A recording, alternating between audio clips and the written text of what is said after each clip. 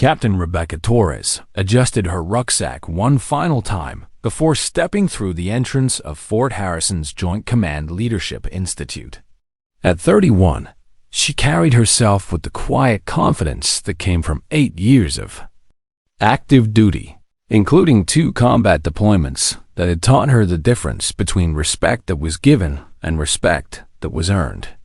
The October morning air was crisp, carrying the familiar scent of military coffee and diesel fuel that marked every base she'd ever served on.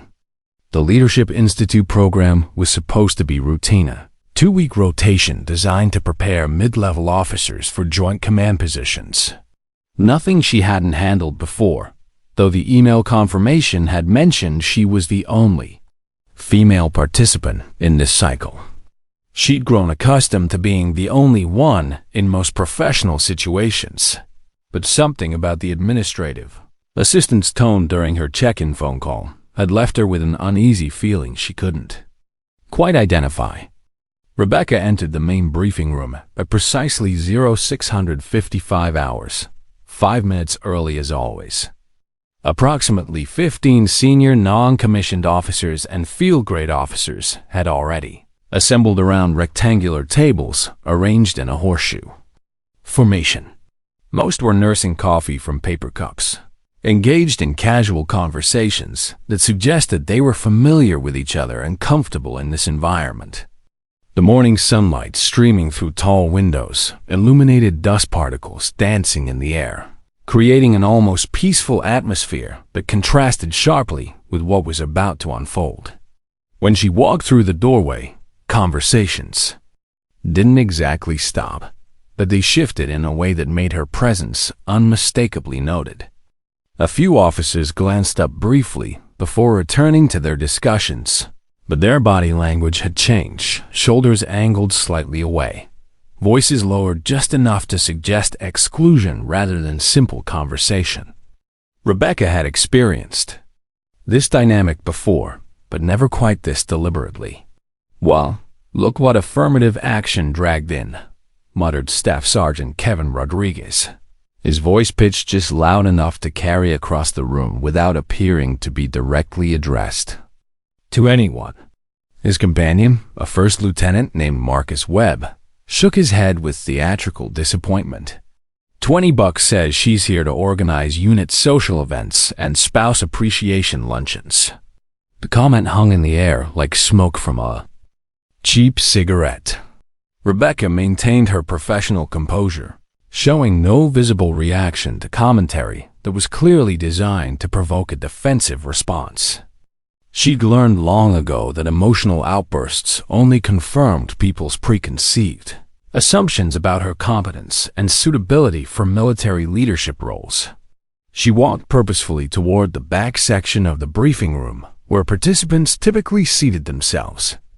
The folding chairs were arranged in neat rows, with several obviously empty spaces available. However, as she approached, no one shifted positions to create a welcoming space for her. No one gestured toward available seating or offered the basic military courtesy the protocol typically demanded when fellow officers entered shared professional spaces. If command actually wanted real operational capability for this assignment, continued another voice from the middle of the room, they would have sent someone with actual field experience, not a diversity quota fulfillment who's obviously here for the promotional photographs. Rebecca remained standing, maintaining perfect military bearing with her hands positioned behind her back in parade rest. She'd been trained during countless hours of military instruction that emphasized maintaining dignity under pressure, and this situation, uncomfortable as it was, didn't warrant breaking that training.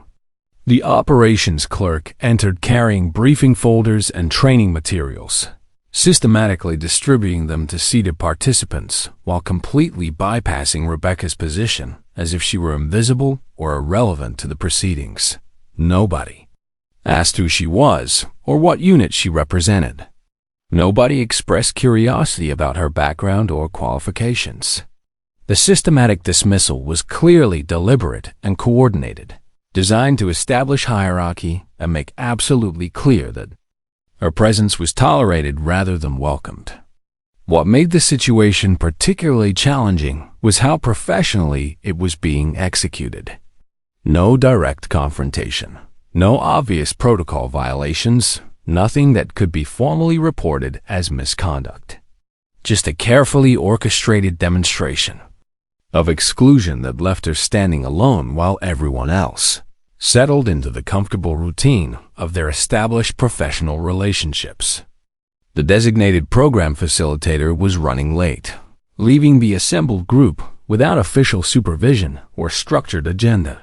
This created an atmosphere where casual conversation and informal commentary continued without the restraint that typically characterized official military briefings. Rebecca found herself wondering if the delay was intentional, designed to allow this kind of informal orientation to establish the social dynamics before official proceedings began. "Does anyone actually know what unit she's assigned to?" asked Lieutenant Colonel David Harrison, "or what qualifications she supposedly brings to this program? Because from where I'm sitting, this looks like another Pentagon public relations initiative that prioritizes optics over operational readiness." Rebecca understood that she had no obligation to answer questions that weren't being asked with appropriate military courtesy or genuine professional interest. If they wanted information about her background, they could request it through proper channels, rather than expecting her to justify her presence to people who had already decided she didn't belong here.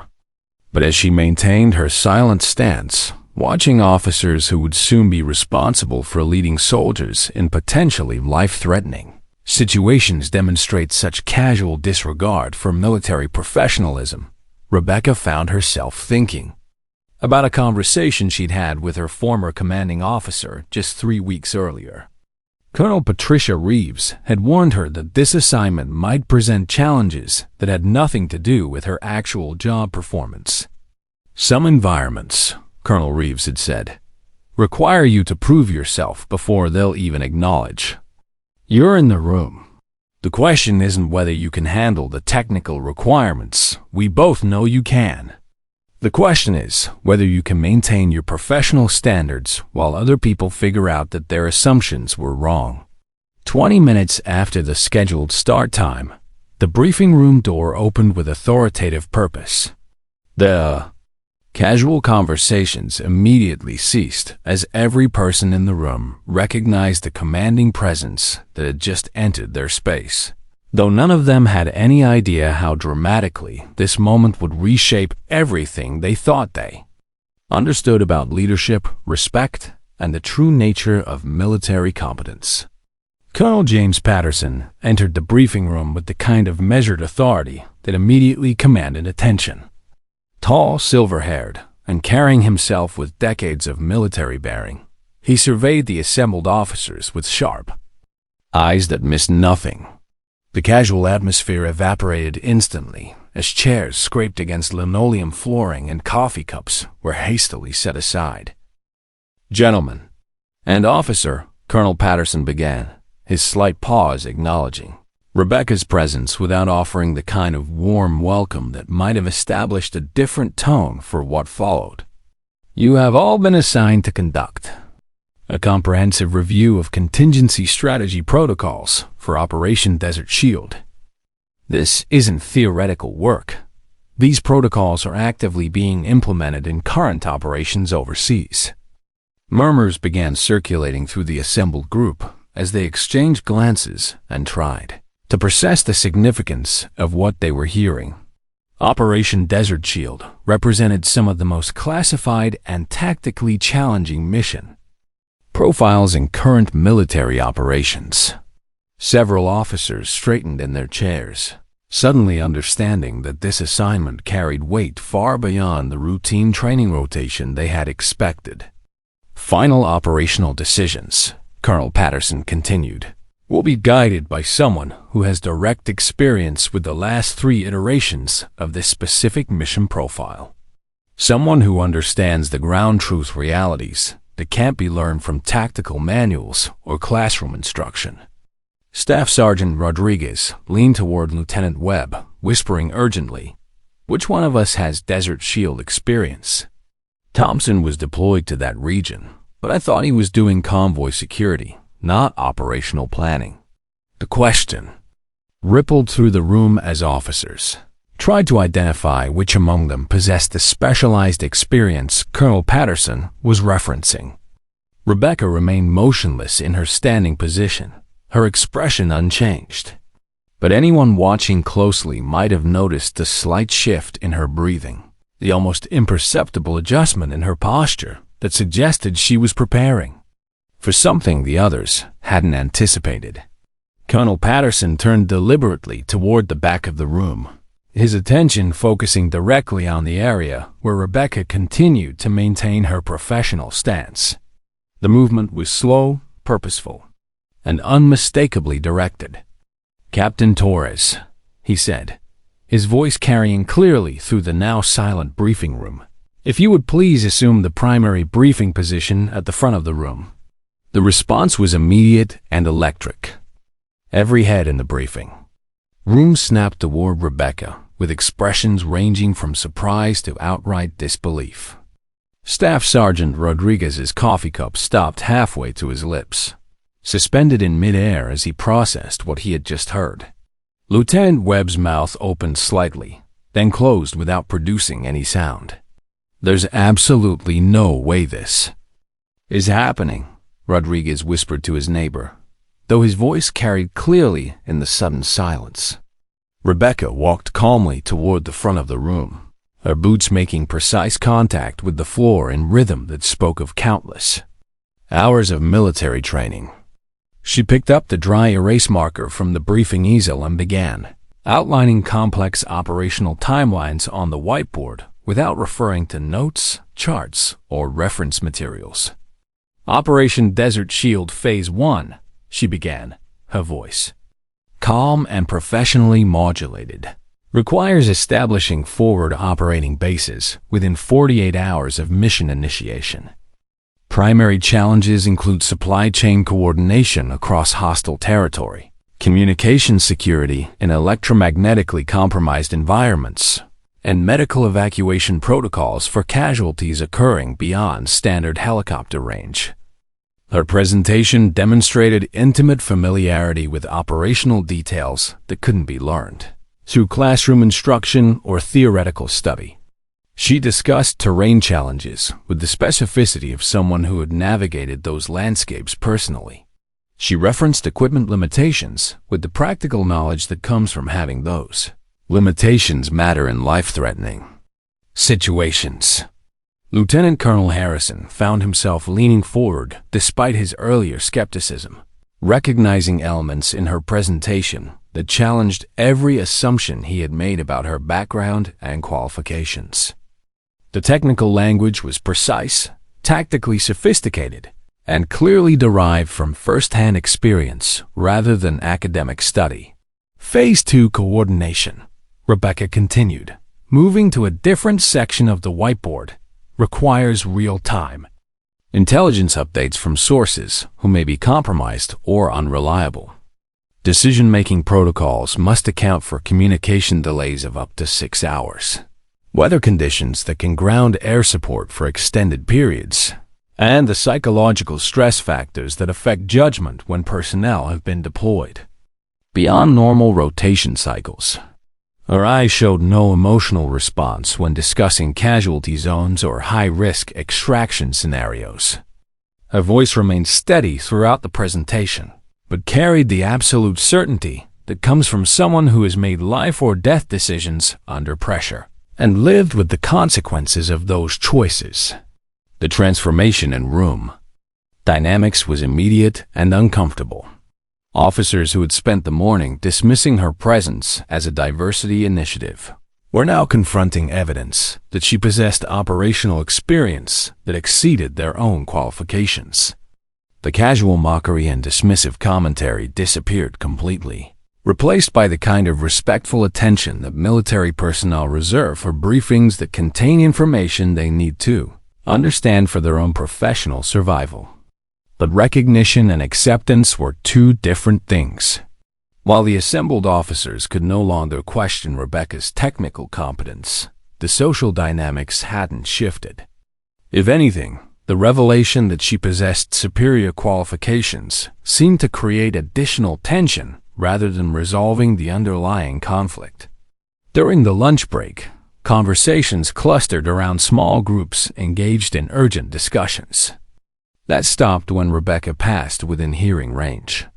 She found herself sitting alone in the officers' mess hall, surrounded by the ambient noise of professional colleagues, who were clearly processing something they hadn't expected to encounter. "She knows her stuff," she overheard Lieutenant Webb saying to a group near the beverage station. "But that doesn't change the fact that this whole situation feels like political theater. One qualified woman doesn't prove anything about systematic integration policies." Staff Sergeant Rodriguez nodded emphatically. "Exactly. They found one exception to parade around as evidence that the system is working. Meanwhile, the rest of us have to pretend this is normal and sustainable when everyone knows it's just for show." Rebecca finished her meal methodically, maintaining the same professional routine she had followed throughout her military career. She had learned long ago that competence was necessary, but not sufficient for changing people's fundamental attitudes about who belonged in positions of authority and responsibility. That evening, as she prepared for the next day's training activities, Rebecca reflected on a conversation she'd had with her mentor, Colonel Patricia Reeves, just before accepting this assignment. "The hardest part," Colonel Reeves had warned her, "isn't proving you can do the job. The hardest part is continuing to do the job professionally while other people decide whether they're going to let you." Tomorrow would bring new challenges, and Rebecca had the distinct feeling that her technical competence had solved exactly none of the fundamental problems she was facing. If anything, it had created new ones that would test her professional resilience in ways that combat deployments never had. The second week of the Leadership Institute began with an announcement that would fundamentally change the dynamics Rebecca had been carefully navigating. Colonel Patterson entered the briefing room, carrying a thick folder of classified documents and wearing the expression of someone who was about to deliver news that would challenge everyone present. "Ladies and gentlemen," he began, his tone more serious than it had been during the previous week, "we've received updated intelligence regarding current Desert Shield operations. The tactical scenarios you'll be reviewing aren't hypothetical exercises. They're active mission profiles being implemented by units currently deployed in classified locations overseas." The weight of this revelation settled over the room like a heavy blanket.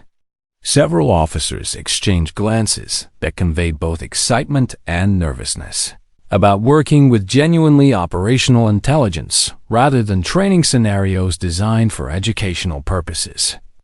Additionally, Colonel Patterson continued, "Higher Command has determined that this training cycle will conclude with formal evaluation reports that will become part of your permanent personnel files.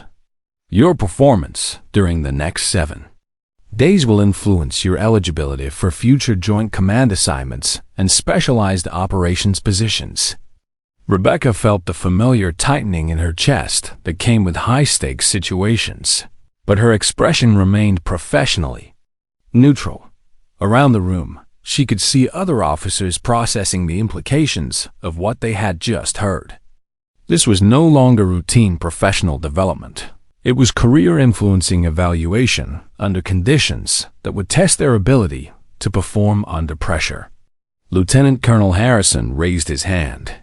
"Sir, will evaluation criteria include individual performance on classified analysis, or will assessments focus on collaborative team effectiveness?" The question was tactically astute, and Rebecca recognized it immediately as an attempt to determine whether success would be measured individually or collectively. In team-based evaluation scenarios, a single person's superior performance could be minimized or undermined by group dynamics that prevented effective collaboration. "Both," Colonel Patterson replied without elaboration.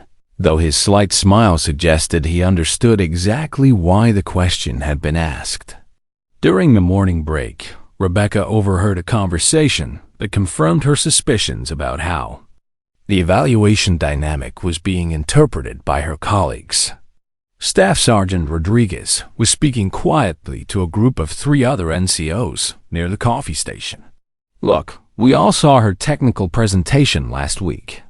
She obviously knows the operational details. But military leadership isn't just about individual technical competence. It's about building consensus, managing team dynamics, and creating collaborative solutions. Some people are naturally better at that kind of interpersonal coordination." Lieutenant Webb nodded thoughtfully. "Exactly. And let's be honest about the evaluation dynamic here. If higher command is looking for evidence that integration policies are working, they're going to weight her performance more heavily than ours. She doesn't have to be better than us. She just has to be good enough to support the narrative they want to tell."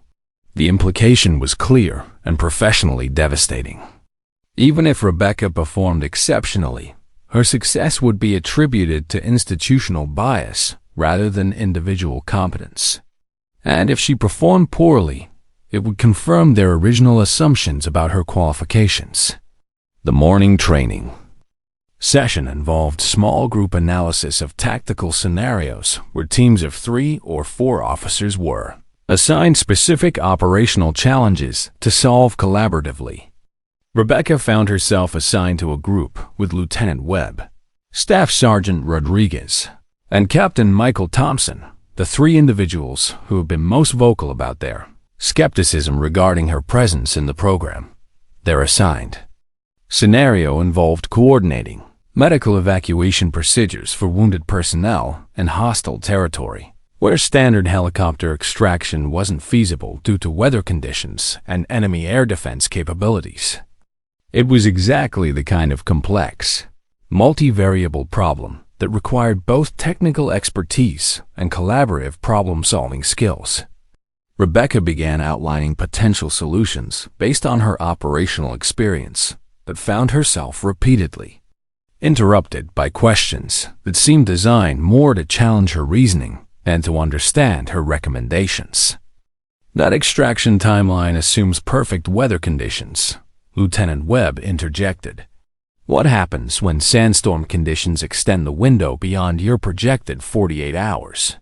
"Ground convoy evacuation through hostile territory," Rebecca replied, "following established protocols for medical transport under enemy contact conditions. Teams establish defensive perimeters at predetermined waypoints while maintaining communication with extraction coordination elements. And if communication equipment fails?" Staff Sergeant Rodriguez added immediately, "Your entire plan depends on real-time coordination that may not be feasible under actual combat conditions." Rebecca recognized the dynamic that was developing. Every solution she proposed was being subjected to increasingly elaborate hypothetical complications that were technically possible but operationally unlikely. Meanwhile, alternative solutions proposed by her teammates were being accepted without similar scrutiny. "Perhaps," Captain Thompson suggested, "we should focus on more conventional approaches that don't require specialized operational experience that may not be available in standard deployment situations." The implication was unmistakable. Rebecca's recommendations were being dismissed not because they were technically flawed, but because they were based on experience that was supposedly too specialized to be practically applicable. During lunch, Rebecca sat alone again, but this time she noticed something different. Captain Jennifer Martinez, one of the few officers who hadn't participated in the dismissive commentary during the first week, approached her table carrying her own lunch tray. "Mind if I sit here?" Martinez asked, though her tone suggested the question was more courtesy than genuine uncertainty. "Of course," Rebecca replied, genuinely grateful for the social contact. Martinez sat down and spoke quietly, her voice just low enough that their conversation wouldn't carry to nearby tables. I wanted you to know that some of us have been watching what's happening here, and it's not as invisible as they think it is." Rebecca looked up from her meal, uncertain how to respond to what sounded like an offer of support, but might also be a trap. "I've been in the military for 12 years, Martinez continued, "and I've seen this dynamic before. It's professional enough that it can't be formally reported, but systematic enough that it's clearly coordinated. The question stacking during this morning's group work wasn't accidental. The validation was both welcome and concerning." Rebecca appreciated having her observations confirmed by someone else, but Martinez's recognition of the pattern suggested that the situation was more obvious than she had hoped. "What would you recommend?" Rebecca asked carefully. Martinez smiled grimly. "Document everything. Times, witnesses, specific comments. Not because you're planning to file a complaint, but because you need to protect yourself if this escalates. And trust me, based on what I've seen so far, it's going to escalate." That evening, Rebecca returned to her quarters, feeling more isolated than she had since her first deployment overseas. The technical challenges of the training program were well within her capabilities, but the social dynamics were creating obstacles that had nothing to do with military competence and everything to do with personal politics that she had no power to influence. She pulled out a notebook and began documenting the specific incidents Martinez had recommended she track, though she wondered if creating this record would ultimately help her cause or simply provide evidence of problems that higher command would prefer to ignore. Tomorrow would bring new challenges, and Rebecca had the uncomfortable feeling that her actual job performance was becoming increasingly irrelevant to how this situation would ultimately be resolved. The crisis came on Thursday morning, during what should have been a routine tactical planning exercise. Rebecca arrived at the briefing room early, as always, to find Colonel Patterson reviewing classified documents with an expression that suggested something significant had developed overnight. "Change of plans," he announced as the assembled officers settled into their seats. "We've received priority intelligence updates regarding active Desert Shield operations. 2 of our forward operating bases have encountered tactical situations that directly mirror the scenarios you've been analyzing. Your recommendations from today's session will be forwarded to operational commanders within 48 hours. The implications hit the room like a physical force. These weren't training exercises anymore. They were contributing to real mission planning that would affect actual soldiers in active combat situations. Rebecca felt the familiar surge of adrenaline that came with high-stakes operational responsibility. But around the room, she could see other officers processing the pressure differently.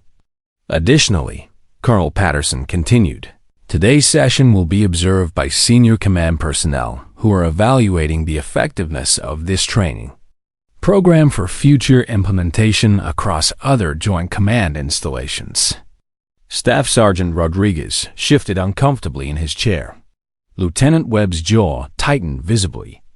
Captain Thompson began organizing his materials with the kind of nervous energy that suggested he was feeling pressure he hadn't anticipated. The morning scenario involved coordinating multi-unit response to a forward operating base that had come under sustained enemy attack while simultaneously dealing with wounded personnel who required immediate medical evacuation. It was exactly the type of complex, time-sensitive crisis that separated competent officers from exceptional ones. Rebecca was assigned to lead the tactical response team, with her previous week's colleagues serving as unit commanders responsible for implementing her operational directives. Under normal circumstances, this would have been a straightforward exercise in military leadership and collaborative problem-solving. But as Rebecca began outlining her response strategy, she encountered resistance that went far beyond professional disagreement or tactical discussion. I question whether this approach adequately considers the psychological stress factors affecting personnel who have been under sustained enemy contact for extended periods. Lieutenant Webb interrupted, his tone carrying an edge that suggested personal challenge rather than professional inquiry. Standard protocol accounts for combat stress reactions, Rebecca replied evenly. Medical personnel are trained to assess psychological stability as part of triage procedures, and evacuation priorities are adjusted accordingly. But your timeline assumes optimal performance from personnel who may be compromised by fatigue, fear, or decision-making impairment, Staff Sergeant Rodriguez added immediately. These assumptions seem unrealistic given the operational realities described in the scenario. Rebecca recognized that she was being subjected to the same systematic questioning that had characterized the previous day's group work, but amplified by the pressure of formal observation and the knowledge that their recommendations would influence actual military operations. More concerning was the realization that her teammates were prioritizing undermining her leadership over developing effective tactical solutions. Their challenges weren't designed to improve the operational plan. They were designed to demonstrate that her leadership was questionable and her decision-making process was flawed. Perhaps, Captain Thompson suggested, we should consider alternative command structures that distribute decision-making authority more broadly across unit leadership, rather than concentrating it in a single individual who may not have comprehensive understanding of all operational variables. The suggestion was technically reasonable, but tactically disastrous. Military effectiveness in crisis situations depended on clear command authority and rapid decision-making, not committee-based consensus building that would slow response time. During life-threatening emergencies, Rebecca found herself in an impossible position. If she defended her command authority, she would appear unwilling to collaborate or consider alternative perspectives. If she accepted distributed command structure, she would be abandoning fundamental military leadership principles that were essential for operational success. The observing senior officers were taking notes throughout the session, and Rebecca could see them exchanging glances that suggested they were witnessing dynamics that extended beyond normal training exercise discussions. During the lunch break, Captain Martinez approached Rebecca again, but this time her expression carried concern rather than supportive curiosity. "They're sabotaging you," Martinez said without preamble. This morning's session wasn't professional disagreement. It was coordinated resistance designed to make you look incompetent in front of senior command observation. Rebecca had reached the same conclusion, but hearing it stated so directly was both validating and deeply troubling. "What would you recommend?" "Fight back," Martinez said firmly. "But don't fight them, fight for the mission. Focus on operational effectiveness and let their behavior speak for itself. Senior command isn't stupid. They can recognize the difference between legitimate tactical discussion and personal politics." The afternoon session would focus on presenting final recommendations to the observing senior officers, with each team leader required to defend their tactical decisions under formal questioning. Rebecca understood that this presentation would likely determine not just her evaluation for this training program, but her future eligibility for joint command positions and specialized operations assignments. That evening, she spent hours reviewing her operational analysis and preparing for questions that would test both her technical competence and her ability to maintain professional composure under hostile questioning. She had faced enemy fire in combat deployments, but somehow this felt more personally threatening because the attacks were coming from people who were supposed to be her professional colleagues.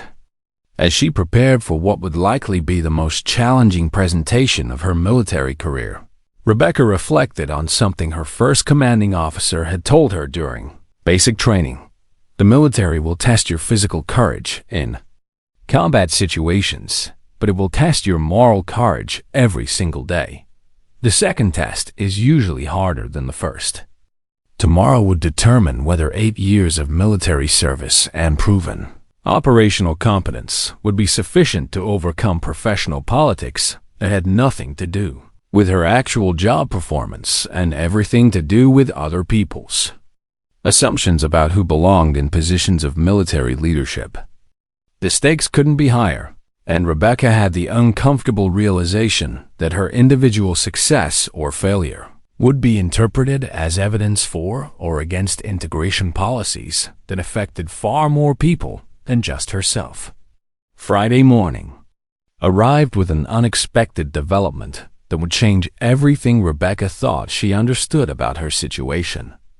Colonel Patterson entered the briefing room accompanied by Brigadier General Catherine Reynolds, whose presence immediately elevated the formality and significance of what everyone had assumed would be routine training program conclusions.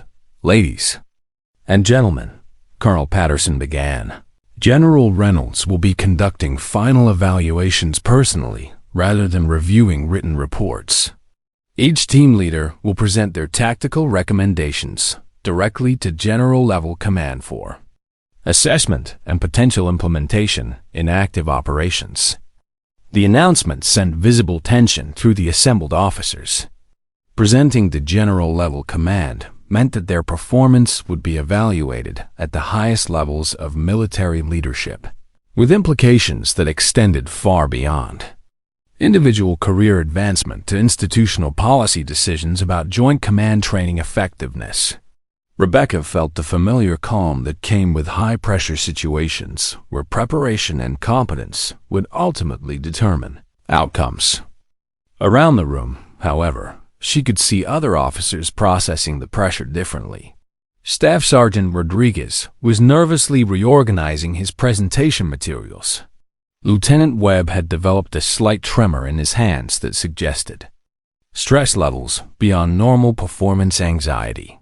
"Captain Torres," General Reynolds said, her voice carrying the authority that came with decades of military leadership experience, "you'll present first. I understand your team was assigned the forward operating base crisis scenario with multiple casualty evacuation requirements." Rebecca moved to the front of the briefing room and began her presentation with the same professional competence that had characterized her performance throughout the previous 2 weeks. She outlined tactical response timelines, resource allocation priorities, and risk management protocols with the precision that came from operational experience rather than theoretical training. "Medical evacuation priorities," she explained, "are determined by triage protocols that balance injury severity against extraction feasibility. Personnel with critical but stabilizable injuries receive priority over those whose conditions require immediate surgical intervention that isn't available in forward deployment situations." General Reynolds nodded, taking notes that suggested she was evaluating not just the technical content but the decision-making process behind Rebecca's recommendations. "What contingencies have you prepared for communication equipment failure during extended extraction operations?" Backup communication protocols include pre-positioned relay stations at predetermined coordinates, visual signal procedures for air support coordination, and dead-drop intelligence updates at 48-hour intervals, Rebecca replied without hesitation. The response demonstrated familiarity with operational realities that couldn't be learned through classroom instruction. General Reynolds' expression suggested recognition of expertise that exceeded typical training program expectations. "And if weather conditions prevent helicopter extraction for extended periods beyond your projected timelines, ground convoy evacuation through hostile territory using armored medical transport vehicles with infantry escort elements," Rebecca responded. "Teams establish defensive perimeters at predetermined waypoints while maintaining continuous medical monitoring of critically wounded personnel." General Reynolds continued her questioning for another 10 minutes, probing Rebecca's recommendations with scenarios designed to test both technical knowledge and judgment under pressure. Every answer demonstrated intimate familiarity with operational challenges that came from direct experience rather than academic study. When Rebecca concluded her presentation, General Reynolds turned to the other team members who had been assigned to implement her tactical directives. Lieutenant Webb, please describe your assessment of Captain Torres' command decisions and your team's implementation strategy. Webb stood slowly, his nervousness more visible now that he was under direct general-level scrutiny. Well, ma'am, we had some concerns about whether the proposed timeline adequately accounted for the psychological stress factors affecting personnel who have been under sustained enemy contact.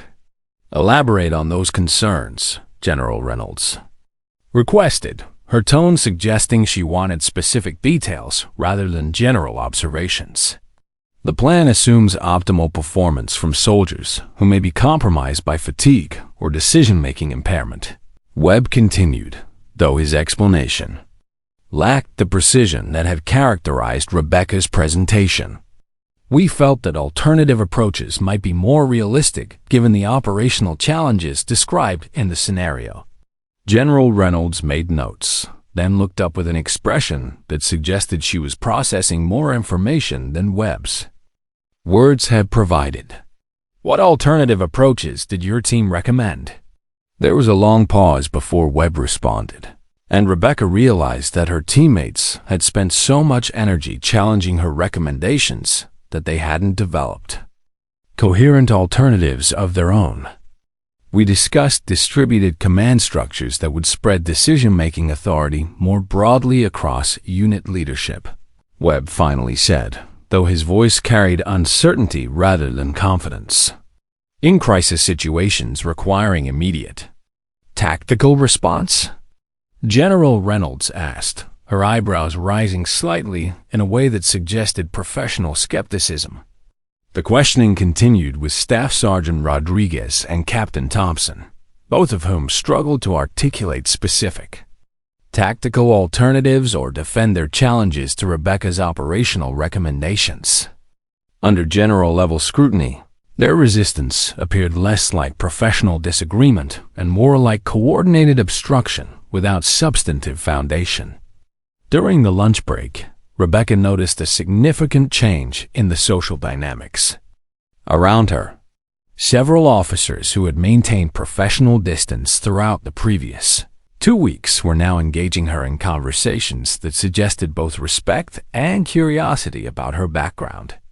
"Ma'am," said Captain David Anderson, an officer she had barely spoken with during the training program, "if I may ask, what operational experience prepared you for this level of tactical planning expertise?" Rebecca appreciated the respectful tone and genuine professional interest, which contrasted sharply with the hostile questioning she had been experiencing from her assigned teammates. 2 combat deployments, she replied simply. 18 months coordinating medical evacuation. Operations in hostile territory were standard. Extraction protocols weren't feasible due to enemy activity and terrain challenges. The information circulated through informal conversations during the remainder of the lunch break, generating the kind of background research and information sharing that Rebecca had been hoping would occur naturally during the first week of the program. She logged more flight hours coordinating medical evacuations than most pilots accumulate during entire deployment cycles. She overheard one officer explaining to another, "The tactical scenarios we've been analyzing aren't theoretical. For her, they're based on missions she actually planned and executed." Which explains why her presentations sound different from standard training manual approaches, replied his colleague. "She's not reciting procedures she memorized. She's describing protocols she developed through operational necessity." That afternoon, General Reynolds conducted individual interviews with each participating officer, though the purpose and scope of these conversations wasn't announced to the group. Rebecca's interview lasted nearly 40 minutes and covered topics ranging from her operational experience to her assessment of Joint Command training effectiveness. "Captain Torres," General Reynolds said near the conclusion of their conversation, "what has been your overall impression of the collaborative dynamics during this training program?" The question was carefully worded, but clearly designed to provide Rebecca with an opportunity to address the professional challenges she had been experiencing without directly accusing her colleagues of misconduct. Rebecca considered her response carefully, understanding that her answer would influence not just her own evaluation, but potentially the assessment of the entire training program's effectiveness. "Ma'am, I believe this program has been valuable for demonstrating the importance of maintaining professional standards regardless of social dynamics or personal politics. Military effectiveness depends on prioritizing operational success over individual preferences or preconceived assumptions about leadership capabilities." General Reynolds nodded thoughtfully, making notes that suggested Rebecca's response had provided information that would influence her final assessment of the training program's outcomes and recommendations for future implementation. That evening, Rebecca reflected on the day's events with cautious optimism. The systematic resistance she had been experiencing had become visible under general-level scrutiny, while her own professional competence had been validated through formal evaluation that couldn't be dismissed as institutional bias or political theater. Tomorrow would bring final program conclusions, but Rebecca had the growing sense that the real evaluation had already been completed and that the results might surprise everyone involved, including herself. Saturday morning brought an atmosphere of nervous anticipation as the Leadership Institute program approached its formal conclusion. Officers gathered in the main briefing room wearing dress uniforms rather than standard duty attire, suggesting that final proceedings would carry ceremonial significance beyond routine training program completion. Rebecca arrived early, as always, but found herself welcomed by nods and respectful greetings from colleagues who had maintained professional distance throughout the previous 2 weeks. The social dynamics had shifted dramatically since General Reynolds' evaluation sessions, though the fundamental tensions hadn't been fully resolved. Colonel Patterson entered the briefing room accompanied by General Reynolds and 2 additional senior officers, whose presence suggested that today's proceedings would have implications extending beyond individual performance evaluations to institutional policy decisions about joint command training effectiveness. "Ladies and gentlemen," General Reynolds began, "this training program has provided valuable insights into both tactical planning capabilities and collaborative leadership dynamics. Your individual and collective performance will influence implementation of similar programs across multiple Joint Command installations." She paused, allowing the significance of her statement to register with the assembled officers. Rebecca could see several colleagues shifting uncomfortably in their chairs, apparently understanding for the first time that their behavior during the past 2 weeks had been under more scrutiny than they had realized. However, General Reynolds continued, "Before discussing individual evaluations, I want to address some concerning dynamics that have been observed throughout this training cycle. Military effectiveness depends on professional collaboration based on competence and operational capability, rather than personal assumptions or social preferences." The statement was diplomatically worded, but unmistakably pointed. Rebecca felt a mixture of vindication and apprehension as she recognized that the systematic resistance she had experienced was about to be addressed at the highest levels of command authority. "Lieutenant Webb," General Reynolds said, directing her attention toward the officer who had been most vocal in challenging Rebecca's tactical recommendations, "please explain your assessment of Captain Torres' qualifications for leading tactical planning exercises." Webb stood slowly, his nervousness more visible now that he was under direct scrutiny from multiple general-level officers. "Ma'am, I have no specific concerns about Captain Torres' technical knowledge or operational planning capabilities.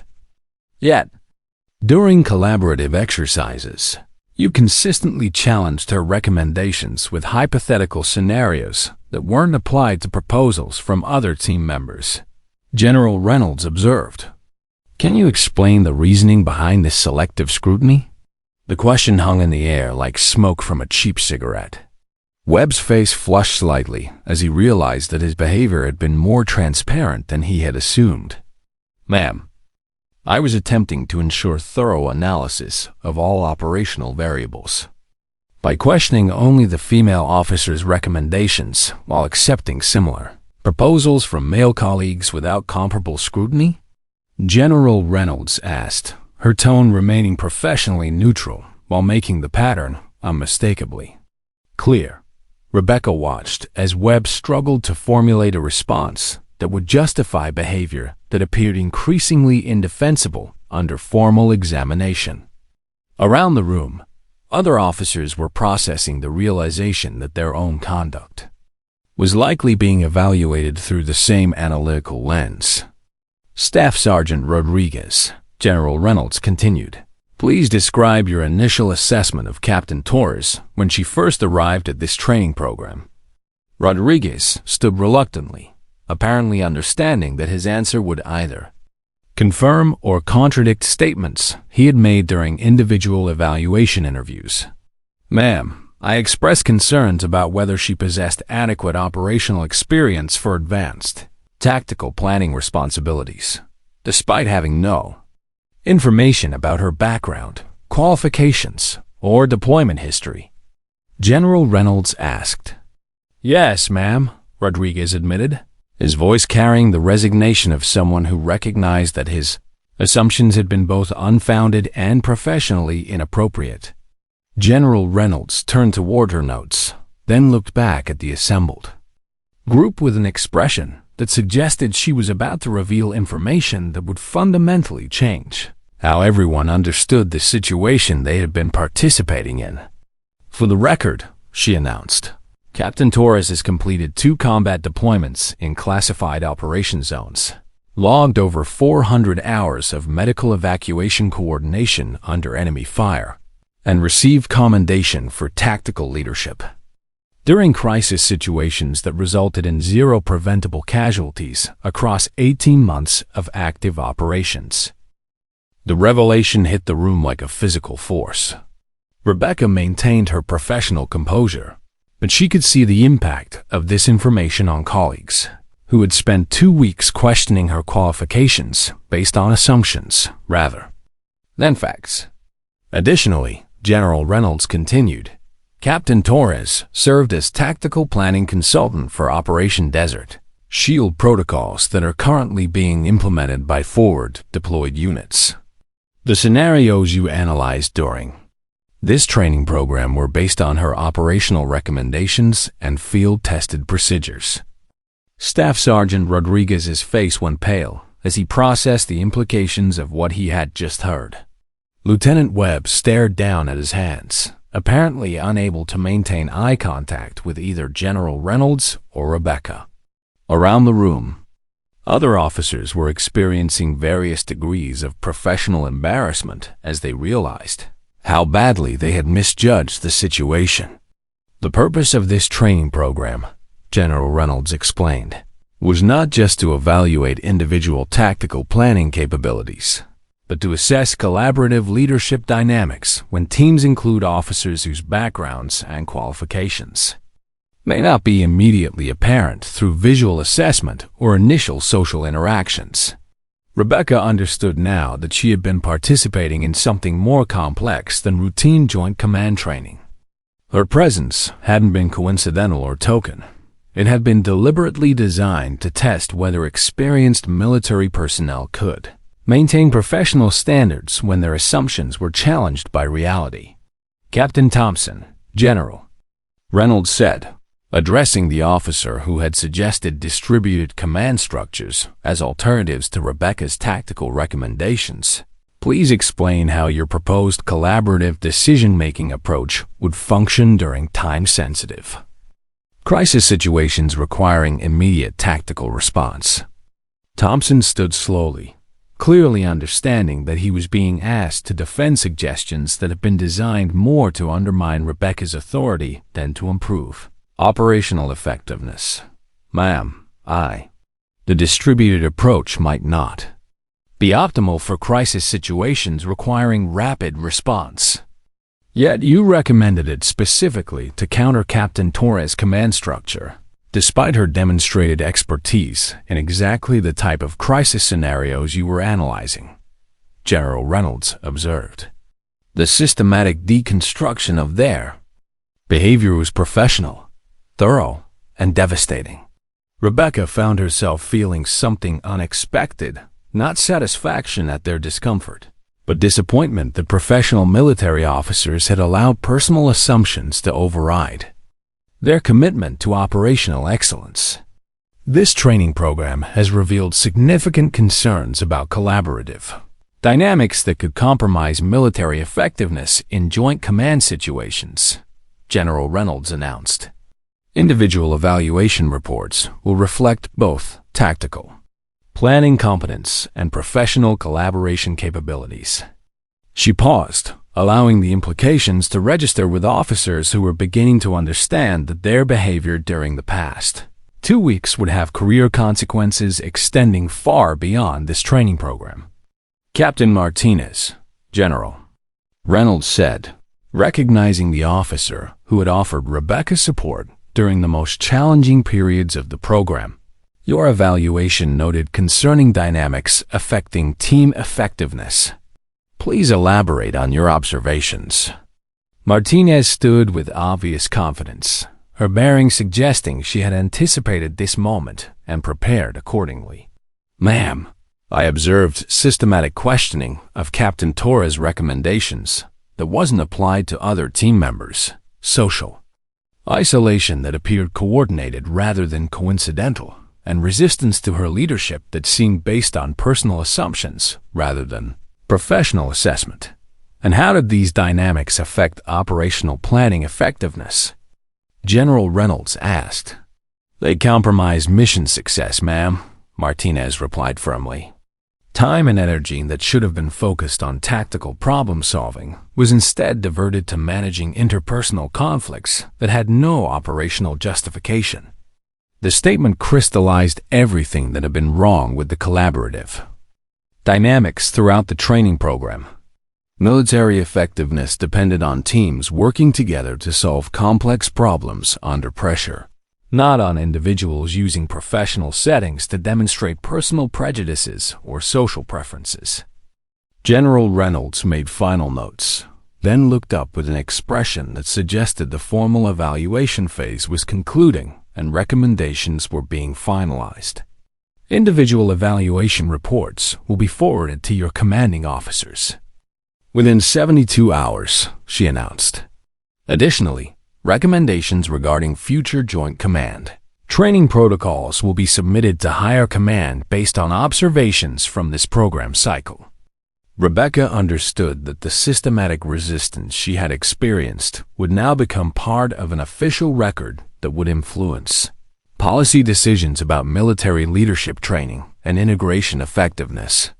Her individual vindication was satisfying, but the broader implications for institutional change might prove more significant than personal career advancement. As the formal session concluded and officers began gathering their materials, Rebecca noticed that several colleagues were attempting to approach her with what appeared to be apologies or explanations for their behavior during the past 2 weeks. But before these conversations could develop, the briefing room door opened with unexpected timing that would transform the entire situation into something far more significant than individual accountability or professional learning experiences. The briefing room door opened to reveal a figure whose presence would eliminate any remaining questions about respect, authority, and professional recognition.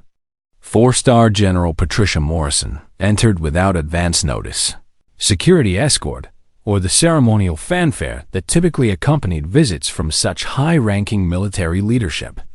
General Morrison moved with the quiet authority that came from decades of service at the highest levels of military command.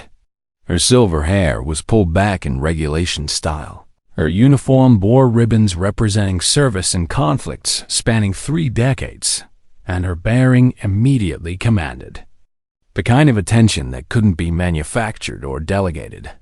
The entire room snapped to attention with synchronized precision that reflected years of military training and institutional conditioning. Chairs scraped against linoleum flooring as officers assumed formal military posture. Conversations ceased instantly, and the casual atmosphere evaporated as completely as if someone had opened a pressure valve. Except for Rebecca. She was already standing in perfect military bearing, maintaining the same composed posture she had displayed throughout the week, regardless of how others had chosen to treat her presence. Her position at attention was crisp, professional, and demonstrated the kind of automatic military discipline that came from years of service rather than momentary adjustment to unexpected authority. General Morrison's eyes swept across the assembled officers, taking note of their formations and bearing, but her attention clearly focused on a specific individual rather than the group as a whole. She walked past the senior officers who had questioned Rebecca's qualifications, past the staff sergeants who had dismissed her presence as quota fulfillment, past the colonels who had observed the week's dynamics without intervention. She stopped directly in front of Captain Rebecca Torres. Without preamble, explanation, or acknowledgement of the dozens of witnesses present, General Morrison rendered a crisp military salute, the kind of formal recognition that four-star generals reserve for personnel who have earned their respect through exceptional service and demonstrated competence under the most challenging circumstances. "Captain Torres," General Morrison said, her voice carrying clearly through the silent room. "It's always encouraging to see our finest officers continuing to do the quiet work that makes everything else possible." The statement was brief, professional, and carried implications that everyone present understood despite not having access to the classified details that explained the relationship between a four-star general and a captain whose background had remained largely mysterious to her colleagues throughout the training program. Rebecca returned the salute with equal precision, her expression unchanged, but her bearing somehow conveying both respect for superior authority and quiet confidence in her own professional standing. "Thank you, ma'am." General Morrison turned and exited the briefing room as quietly as she had arrived, leaving behind a silence that was profound and transformative. No orders had been given. No official recognition ceremony had been conducted. No lengthy speeches about military values or professional respect had been delivered. Just a single gesture that conveyed more authority and validation than any amount of documentation or formal awards could have provided. A silence stretched for nearly 30 seconds before anyone moved or spoke. When conversations finally resumed, they carried a subdued quality that suggested everyone present understood they had witnessed something that required careful processing and respectful consideration. Staff Sergeant Rodriguez, who had been attempting to offer an apology before General Morrison's unexpected arrival, never completed his intended statement. The words had become irrelevant in the face of recognition that operated at levels far above anything he could influence or understand.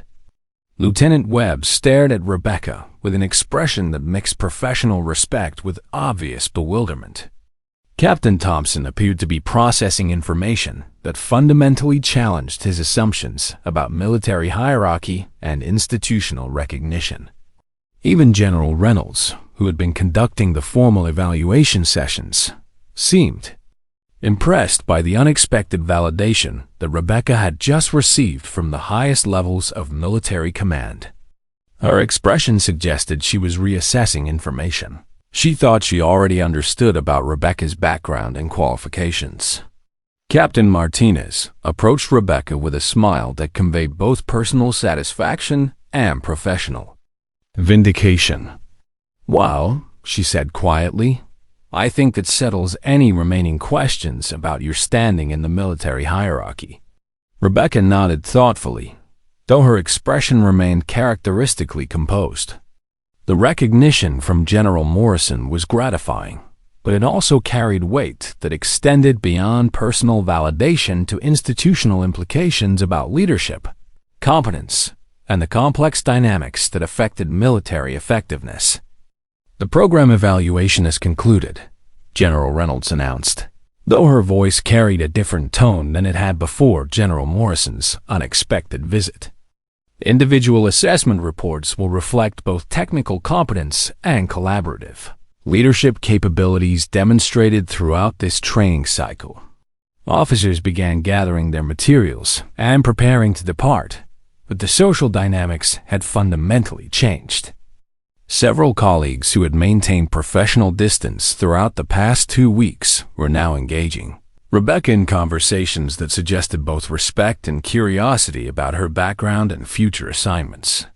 "Ma'am," said Captain Anderson, "if you don't mind my asking, how long have you worked with General Morrison on operational planning projects?" Rebecca appreciated the respectful tone and genuine professional interest, which represented a dramatic shift from the hostile questioning she had experienced during group exercises.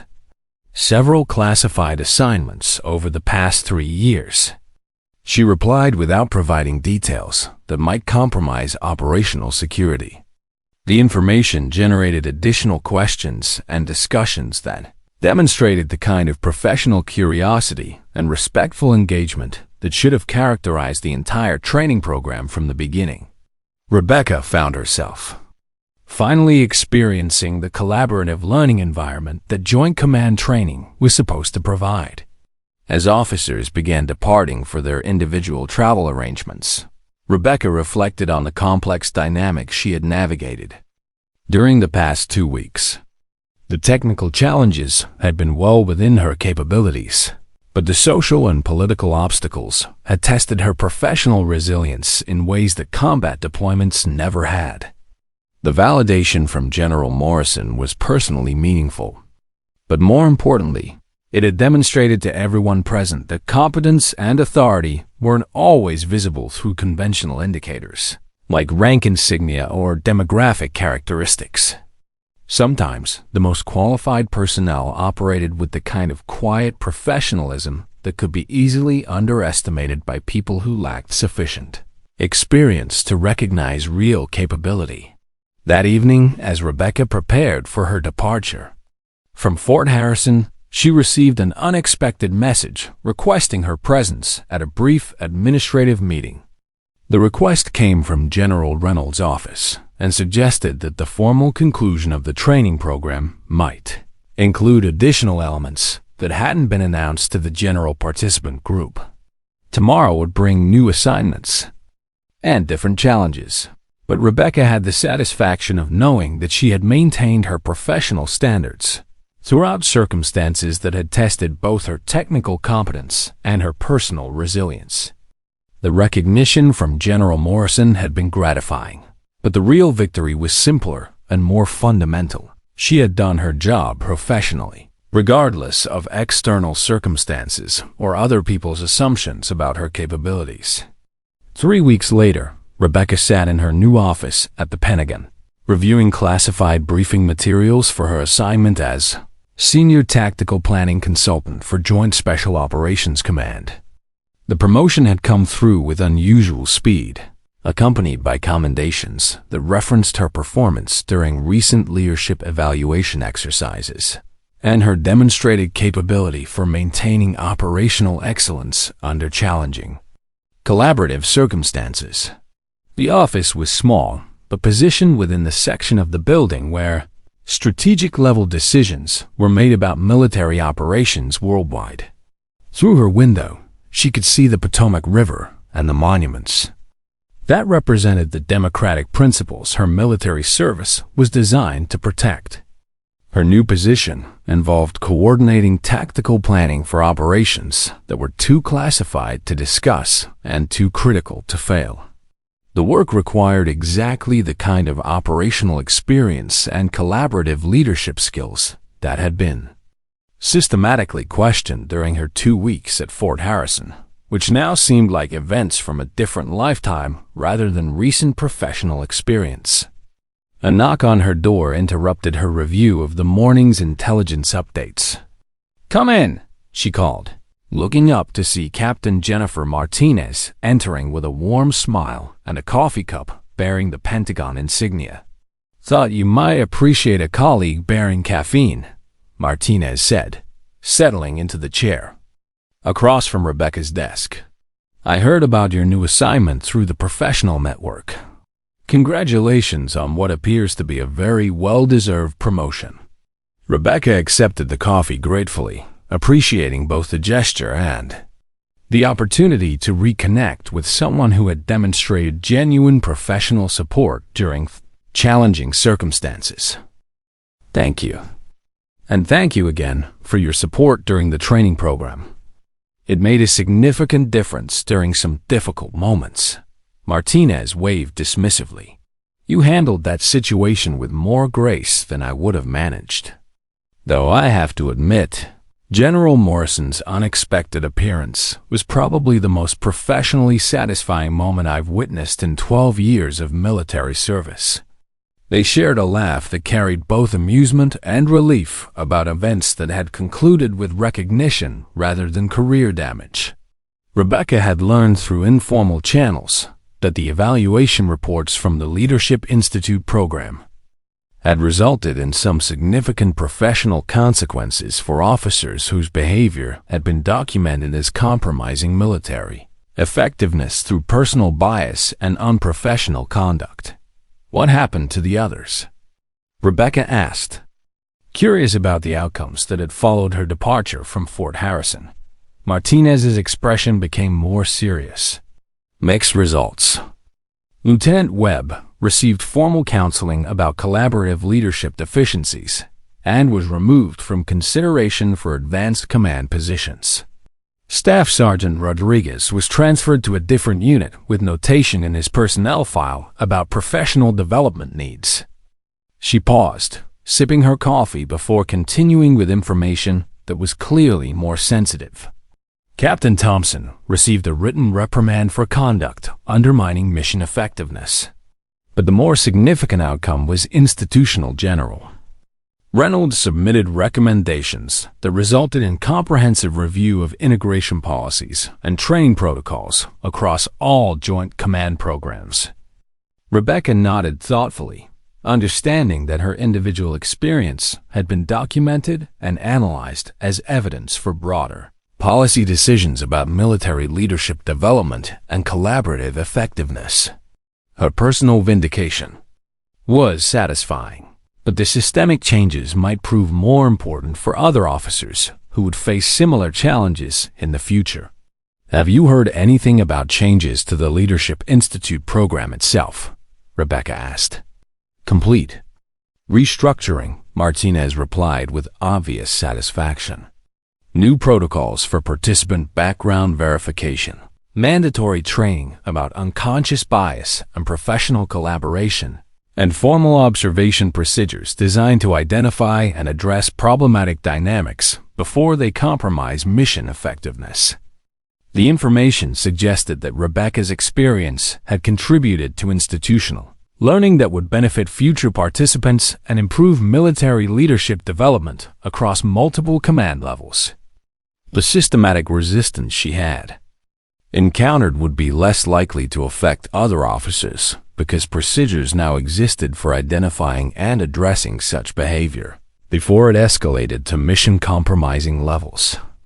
Their conversation was interrupted by Rebecca's desk phone, which displayed a caller ID indicating a call from the office of the Joint Chiefs of Staff. She answered professionally, then listened for several minutes before thanking the caller and hanging up with an expression that suggested both surprise and satisfaction. "Everything all right?" Martinez asked, noting Rebecca's thoughtful expression. "That was General Morrison's office," Rebecca replied slowly. "I've been requested to serve as military advisor for a congressional briefing about Joint Command effectiveness and integration policy outcomes. Apparently, my experience at the Leadership Institute has been documented as a case study for institutional best practices and policy recommendations." Martinez raised her eyebrows appreciatively. "From training program participant to congressional policy advisor in 3 weeks. That might be some kind of professional advancement record. Rebecca laughed, though she was still processing the implications of the request. Speaking to congressional leadership about military integration policies would require discussing personal experiences that she had hoped to leave behind as professional learning rather than ongoing political issues. The interesting part, she continued, is that the briefing is specifically about collaborative leadership effectiveness rather than integration challenges. The focus is on operational competence and mission success rather than demographic representation or social policy. The distinction was significant because it positioned her experience as evidence about military effectiveness rather than identity politics. Her professional vindication would contribute to policy discussions about competence-based leadership rather than symbolic representation or political correctness. That evening, Rebecca returned to her apartment in Arlington, reflecting on the complex journey that had brought her from systematic professional dismissal to congressional policy consultation within a matter of weeks. The transformation wasn't just personal, it represented institutional recognition. The competence-based evaluation and collaborative effectiveness were essential for military mission success, regardless of individual characteristics or social assumptions. She pulled out her laptop and began preparing notes for the congressional briefing, understanding that her presentation would influence policy decisions affecting military personnel across all branches of service. The responsibility was significant, but she approached it with the same professional competence that had characterized her performance throughout her military career. As she worked late into the evening, Rebecca reflected on something Colonel Patricia Reeves had told her years earlier during her first deployment. Military service tests your ability to maintain professional standards regardless of external circumstances or other people's limitations. The goal isn't to change everyone's mind. It's to do your job so professionally that competence becomes undeniable. The validation from General Morrison had been personally meaningful, but the real victory was simpler and more fundamental. She had maintained her professional standards throughout, circumstances that tested both her technical competence and her personal resilience. The recognition that followed was gratifying, but the true measure of success was the knowledge that she had contributed to institutional improvements that would benefit other officers facing similar challenges in the future. Tomorrow would bring new responsibilities and different obstacles, but Rebecca approached them with quiet confidence earned through years of proving that competence speaks louder than assumptions, and that true professional respect must be built on demonstrated capability rather than granted through social courtesy or political pressure. The story of her experience at Fort Harrison would become part of military institutional memory, serving as evidence that excellence requires organizations to evaluate personnel based on performance rather than preconceptions, and that the most effective leaders often operate with the kind of quiet professionalism that can be easily underestimated by people who mistake confidence for competence. In the end, respect wasn't issued. It was earned through consistent demonstration of capability under pressure, and once earned through genuine competence rather than social accommodation, it became an unshakable foundation for continued professional growth and institutional contribution. Rebecca closed her laptop and prepared for tomorrow's challenges, carrying with her the satisfaction that came from knowing she had not only survived a test of professional resilience, but had contributed to changes that would make the military more effective for everyone who served with the commitment to excellence that true leadership required. The quiet work continued, and Rebecca Torres was exactly where she belonged, making everything else possible through competence, professionalism, and the kind of authentic leadership that spoke through action rather than words. If you enjoyed this story, don't forget to hit the subscribe button and become a part of our Everyday Life Stories community. Where are you watching from? Drop a comment below. We love hearing from our amazing viewers around the world.